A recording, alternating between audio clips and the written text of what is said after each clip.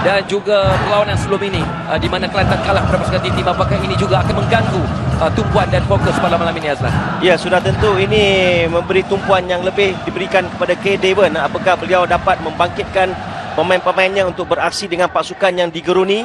Semua kita tahu pasukan yang hebat iaitu JDT yang setakat ini belum lagi mengalami apapun kekalahan. Setakat ini mereka telah beraksi dengan cukup konsisten. Berhadapan dengan pasukan yang gagal begini tentunya memberi satu cabaran yang cukup kuat bagi pemain dan juga jurulatih pasukan TRW Kelantan. Baik, Assalamualaikum, selamat malam. Terima kasih kerana terus memberikan tumpuan kepada kami secara langsung dari Kota Baru. Ini dia antara barisan pemain yang akan turun berdepan pasukan JDT. Kita dapat lihat bagaimana dengan formasi yang agak menarik 4-3-3, meletakkan Wan Zack, Traore dan juga Zarul Nizam di bahagian depan. Sementara itu saya kira kalau nak dibandingkan capability ataupun kemampuan kedua-dua kapten ini, Badri Razi dan juga Syafiq Rahim, sudah tentulah memiliki kelebihan yang mampu membantu pasukan masing-masing, Azlan. Ya, masing-masing mempunyai kelebihan dan kekurangan tersendiri. Namun begitu, saya lihat di sini pada musim ini nampaknya Syafiq Rahim nampaknya lebih menyerlah kerana beliau sekarang ini telah berjaya menjaringkan beberapa gol yang menarik dan berjaya mengemudi pasukannya dengan cukup berkesan. Jika kita bandingkan dengan Piah, nampaknya setakat ini belum lagi nampakkan apa-apa petanda bahawa beliau sudah mula menunjukkan kecemerlangannya bagi pasukan TRW. Baik, ini dia antara barisan kesebelasan yang akan turun bagi pasukan JDT. Agak menarik kalau kita lihat di bahagian depan. Diaz dan Lucero seperti biasa akan digandingkan.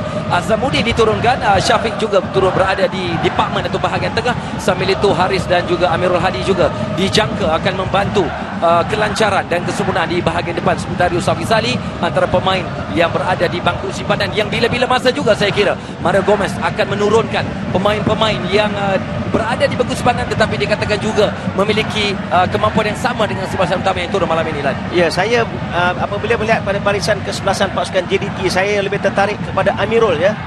Nampaknya pemain ini terus diberikan kepercayaan untuk berada dalam kesebelasan utama. Persembahan yang konsisten daripada Amirul, dan ini ada saya rasa satu perkembangan yang terbaik bagi Amirul yang kita tahu pada musim sudah nampaknya jarang sekali beliau diturunkan.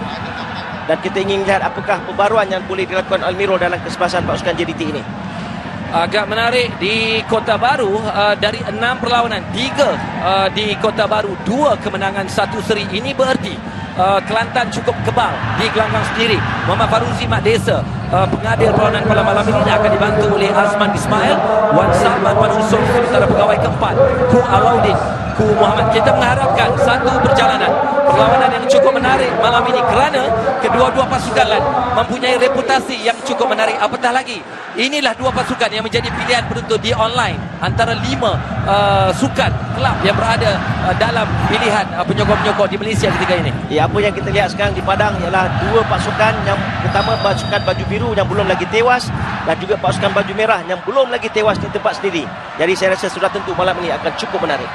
Baik, sudah pun bermula separuh masa yang pertama. Cumanya apakah 15 hari bulan Ogos 2015 ketika JDT dibelasah pasukan Kelantan ketika itu mampu dipadamkan sejarah itu. Baik, asakan awal yang cuba dilakukan oleh Wan Zack Haikal di sebelah kiri pintu gol JDT, di sebelah kanan pasukan Kelantan. Namun satu telakan rendah lambung dilakukan oleh Syafiq Rahim, cuba mencari Marco Abdullah.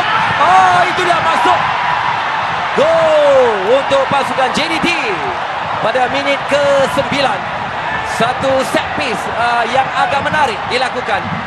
Bagaimana kita lihat lambungan yang dilakukan oleh Syafiq Rahim dan akhirnya tepat mencari Marcos Antonio, yang memang kalau kita nak perkatakan tentang kemampuan Marcos Antonio, memanglah seringkali melakukan jaringan melalui tandukan itu dia, ataupun jaringan yang dilakukan oleh Lucero sebenarnya. Kalau kita lihat sekali bagaimana. Ya, satu kita lihat set piece di mana Marcos kita dapat lihat daripada awal lagi beliau memang telah berada di sana untuk menerima lambungan yang akan dilakukan oleh Syafiq. Dan kita lihat tadi bagaimana Lucero masuk ke dalam dan melakukan satu tandukan untuk menyambut hantaran ke dalam semula yang dilakukan oleh Marcos tadi. Ya, Satu set piece yang cukup menarik daripada pasukan JDT. Cumanya pada awalnya kita nampak jelas sekali jaringan yang sudah dilakukan oleh Antonio, tetapi Lucero berada di situ, terkena badannya, dan akhirnya beliaulah yang disahkan sebagai penjaring pertama untuk pasukan JDT. Jadi keadaan sudah mula berubah di Stadium Sultan Muhammad Keempat di Kota Baru, Kelantan ini. Jadi apakah cerita lama pertemuan? Masih lagi pergerakan menarik Lucero sekali bertebak. Satu chip yang agak menarik, masuk. Gol kedua untuk pasukan JDT. Lucero tenang saja, bijak untuk memperdaya. Sekali lagi tertewas Khairul Fahmi Chipman, dan kegembiraan yang dapat dirasakan sekarang ini diraihkan oleh penyokong-penyokong pasukan JDT yang difahamkan lebih 5 buah bas datang ke Kota Baru untuk memberikan sokongan. Ini dia penjaring gol yang kedua. Secara pribadinya Lucero begitu bijak memperdaya menjaga gol pasukan Kelantan. Dan kita lihat di sini bagaimana bola yang terlepas daripada tandukan oleh Muslim tadi. Okey, kita lihat bagaimana daripada kaki Muslim tadi jatuh kepada Azamuddin yang tanpa melengah-lengah. Pantas dia menampak peluang yang dicipta oleh Lucero ini tanpa kawalan daripada pemain-pemain Kelantan sendiri. Dengan mudah mereka melakukan ataupun chipping menewaskan Apik. Kecewa Apik, nyata Apik kecewa. Kita lihatlah bagaimana ketenangan dia dapat melihat di mana kedudukan Khairul Fahmi Chipman dan di manakah ruang yang mahu ditujukan bola itu, dan akhirnya berjaya memperoleh gol yang kedua setelah di awal penampilan.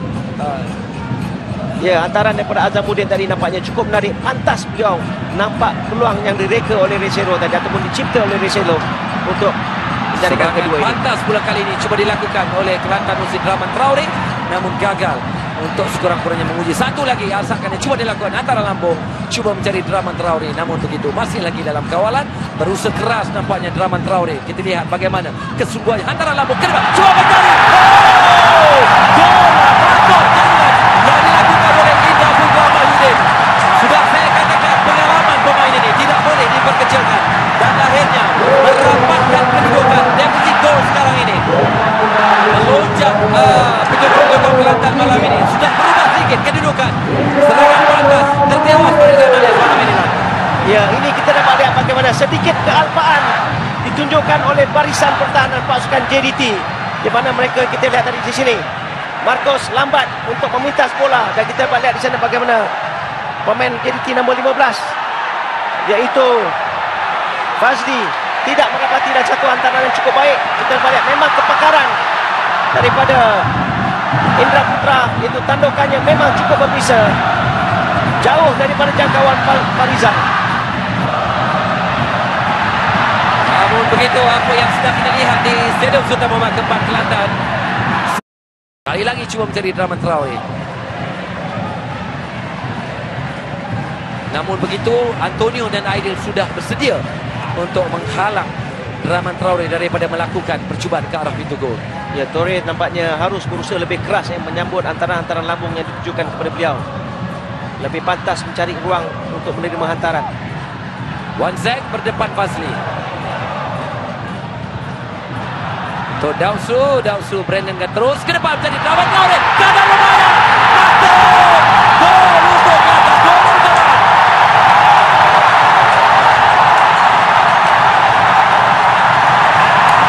Gol pertama yang dilakukan oleh pemain posisi nomor 8 Zarul Nizam. Satu keadaan yang menarik berlaku di Kota Baru. Barulah kita nampak bagaimana Kelantan bangkit untuk memberikan saingan, perubahan permainan yang secara totalnya berubah keadaan ketika ini. Ya, kita lihat ini sedikit kealpaan yang membenarkan hantaran silang masuk ke dalam satu kawasan bahaya. Tapi pujian harus diberikan kepada Kecik.